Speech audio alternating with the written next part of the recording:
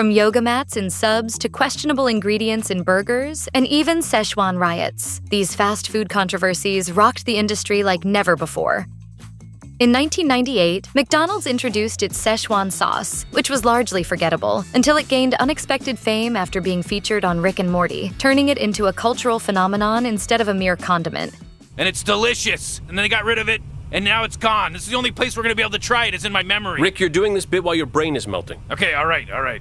In 2017, Rick and Morty brought McDonald's Szechuan sauce back into the spotlight, turning it into a pop culture sensation and prompting the fast food chain to re-release it. However, the return didn't go smoothly. Fans flocked to McDonald's locations in droves, creating chaos with long lines and massive sauce shortages. Some even called the police over the mayhem. To make matters worse, the sauce wasn't available at every location, leaving many fans frustrated. Despite the backlash, McDonald's didn't give up, re-releasing the sauce once again in early 2022, keeping the saga alive and well.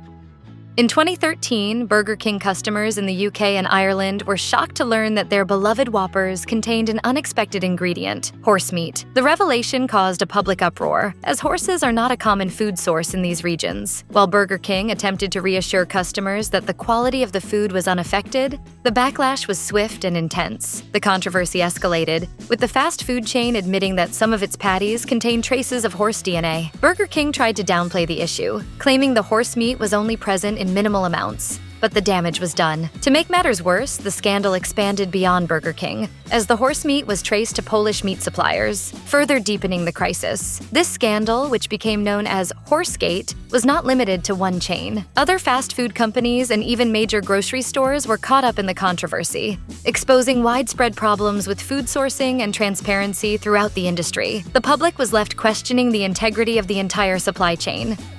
In the past, McDonald's fries were cooked in beef tallow, which gave them a rich, savory flavor that many people still fondly remember. This method, used until the 1980s, not only added a unique taste, but also a crispy texture that made their fries stand out. However, when McDonald's switched to hydrogenated vegetable oil, the fries lost much of their original flavor and texture, and there were no major health benefits from the change. While some people might enjoy the idea of beef-flavored fries, this choice sparked backlash from vegetarians who had assumed the fries were cruelty-free. Even though McDonald's no longer uses tallow, the fries may still contain trace amounts of beef flavoring in the oil, preserving some of that classic taste. For vegetarians in the US, this means there's still a chance of consuming beef without realizing it. However, in countries like India, McDonald's offers fries that are completely meat-free, allowing vegetarians to enjoy them without concern. In 2015, Burger King's Halloween Whoppers caused a frightening bathroom surprise for unsuspecting customers. Right? Didn't even look real. There haven't been many compliments, I'll say that. In 2015, Burger King's Halloween Whopper unexpectedly became infamous due to an unusual side effect: green poop. Customers quickly took to Twitter, using the hashtag #greenpoop to share their experiences. While not harmful, the vibrant green hue was a result of the burger's black bun, colored with a mix of food dyes. Specifically, blue dye mixed with bile or yellow and blue pigments could cause the strange bathroom aftermath. Though it became a funny trend on social media, those first to eat the burger were understandably alarmed, wondering if something had gone terribly wrong. What was meant to be a spooky seasonal treat turned into a bizarre and unexpected trick that left a lasting mark on the Halloween menu. In 2011, Taco Bell found itself at the center of a legal battle when law firm Beasley Allen questioned the authenticity of the chain's beef. The issue began after claims that Taco Bell's ground beef, a key ingredient in many of its dishes, contained more fillers than actual beef. According to the lawsuit, only 35% of the mixture was real beef, with the rest made up of soy, oats, preservatives, and water. This sparked a class action suit led by California resident Amanda Obney, who wanted Taco Bell to reveal the full ingredients and be held accountable for any misleading advertising. Despite the alarming accusations, Taco Bell managed to fight back successfully, with the case ultimately being dropped before it ever reached a courtroom. While the lawsuit raised plenty of questions about the chain's ingredients, Taco Bell's victory in the case left many wondering what exactly happened behind the scenes. Despite the controversy, the lawsuit didn't lead to any lasting changes or major consequences for the fast food giant. In 2017, Starbucks customers were horrified to learn that their iced drinks might contain something far worse than just caffeine, traces of fecal matter. While this discovery sounded alarming, it raised concerns about potential gastrointestinal issues like stomach pain, nausea, and diarrhea. Even worse, there was the risk of harmful bacteria like salmonella, norovirus, or hepatitis A potentially lurking in the ice. Global news reported on the troubling discovery, which included a range of health issues from rashes to upset stomachs, and noted that the levels of fecal particles in the drinks were concerning. But this issue wasn't exclusive to Starbucks. Research from 2016 revealed similar contamination in ice at other establishments. The source of the problem was poor ice handling and unclean equipment, particularly in the machines that stored and dispensed the ice. While the contamination was traced to bacteria, not actual feces, many consumers remained uneasy about the situation. The incident led to heightened awareness about the importance of clean practices in food and beverage service, particularly when it comes to ice handling. The infamous McDonald's coffee lawsuit from 1994 remains one of the most controversial fast food incidents, often mocked in pop culture and documentaries. However, Stella Liebeck, the woman who sued, wasn't a frivolous litigant. Contrary to popular belief, she didn't sue over a minor spill. Liebeck suffered third-degree burns from 190-degree coffee, dangerously hot, and already the subject of numerous complaints to McDonald's. Her case, often misunderstood, highlighted the risks of serving coffee at dangerously high temperatures. I was not in it for the money. I was in it because I wanted to bring the temperature down so that other people will not go through the same thing I did.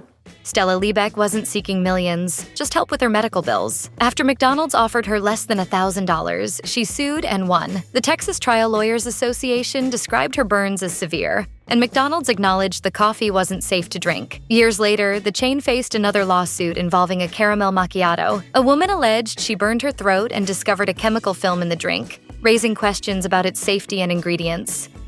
The McDonald's McAfrika is often cited as one of the most tone-deaf and misguided marketing disasters in history. Launched during a devastating famine in Africa, the promotion was met with swift backlash. The biggest issue? The timing. McDonald's introduced the McAfrika not in Africa but in Norway, completely out of sync with the ongoing crisis on the continent. The idea behind it, a meal supposedly inspired by Africa, was poorly received, with critics calling it insensitive and out of touch. However, some groups, like the African youth in Norway, defended the campaign, seeing it as an attempt to highlight African culture amidst negative media coverage. Despite the mixed responses, the McAfrika remains a notorious example of a fast food campaign gone wrong, earning a permanent spot in marketing fail history.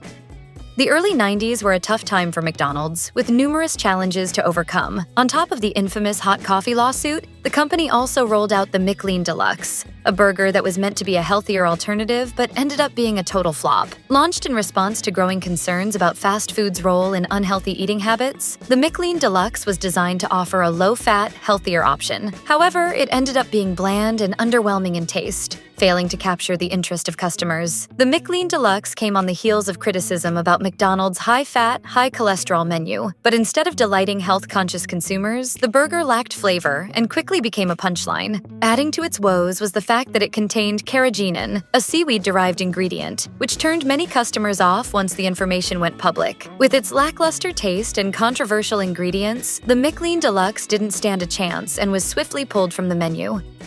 Hearing $5 Footlong probably makes you think of the catchy jingle that instantly pops into your head.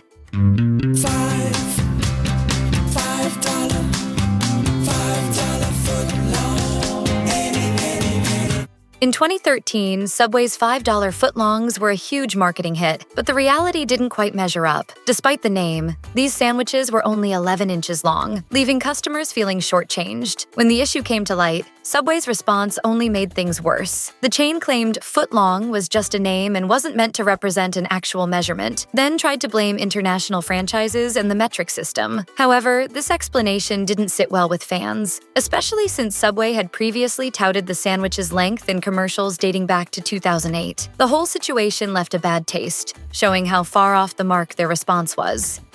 In 2006, Taco Bell found itself at the center of a major food safety crisis after several locations in the northeastern U.S. were linked to an E. coli outbreak. The culprit was initially traced to contaminated shredded lettuce, though the chain's beef and cheese were also considered potential sources. Over 70 people were infected, with some cases severe enough to require hospitalization. The CDC confirmed the link between Taco Bell and the outbreak, sending shockwaves through the public. In response, Taco Bell quickly distanced itself from the incident, blaming its supplier, Ready Pack Foods Incorporated, for the tainted lettuce. This move helped the company protect its image and avoid further damage to its reputation. In 2014, a bizarre connection between your morning yoga class and a meatball sub was uncovered. Subway's bread, which seemed fresh and wholesome, contained azodicarbonamide, a chemical used to give bread its texture and also found in yoga mats for their spongy feel. This revelation caused quite the uproar when consumers realized their sandwich might have shared an ingredient with exercise equipment. While Subway took the brunt of the backlash, it wasn't alone in using this additive. Fast food chains like Wendy's, Jack in the Box, McDonald's, Chick-fil-A, Arby's, and Burger King had all used azodicarbonamide in their bread products at various points. Despite its unsettling nature, the ingredient is FDA approved. This situation serves as a reminder of how fast food can often have questionable additives, prompting the question, would we enjoy it less if we knew everything that went into our meals?